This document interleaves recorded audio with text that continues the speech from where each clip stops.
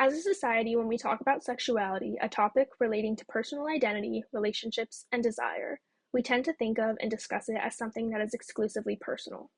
But after taking this course and carefully analyzing the many texts we've read, this idea doesn't hold up entirely.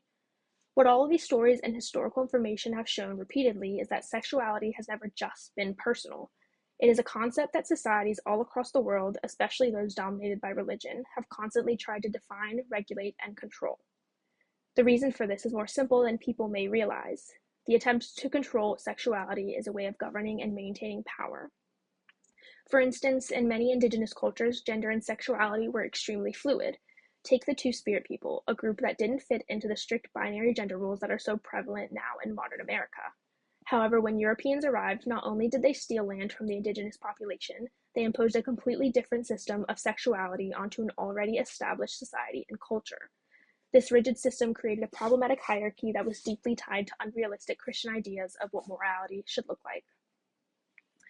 Sexual violence, as Antonia Castañeda shows, wasn't something random. It was part of European conquest, a conquest that was intended to dominate not just people's physical bodies, but entire cultures as well.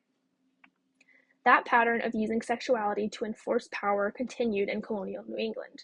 For example, Anne Hutchinson's trial wasn't solely about religion, it was also about authority. The act of a woman speaking publicly to challenge the oppressive male leadership was perceived as dangerous. Hutchinson's behavior had disrupted the order of gender and sexuality that colonizers expected.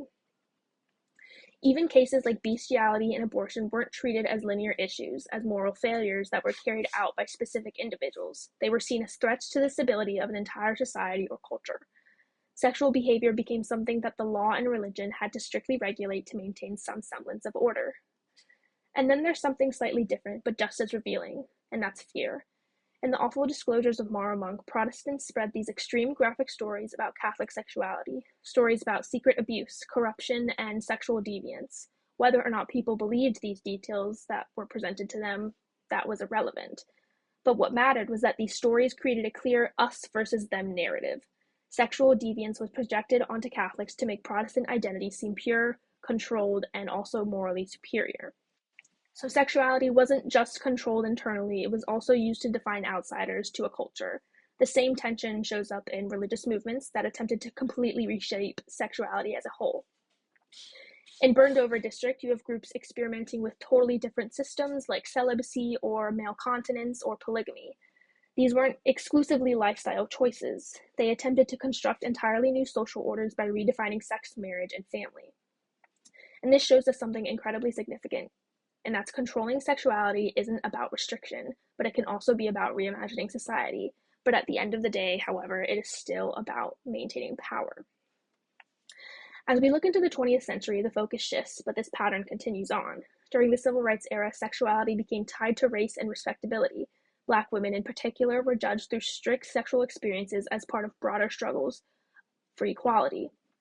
At the same time, reproductive rights movements challenged who gets to control women's bodies and whether that control belongs to the state, the church, or the individuals themselves. Religious debates make this even clearer. In Catholic teachings like Humanae Vitae or in the rise of the religious right, sexuality becomes central to defining moral citizenship. Issues like contraception, abortion, and queer relationships aren't treated as private choices, but they're framed as threats to religious and national identity. And for people who don't fit those terms, like LGBTQ plus individuals in Jewish, Christian, or Muslim communities, sexuality became a site of conflict. The texts we discuss in this course show people trying to reconcile faith with identity, often facing exclusion or pressure to conform.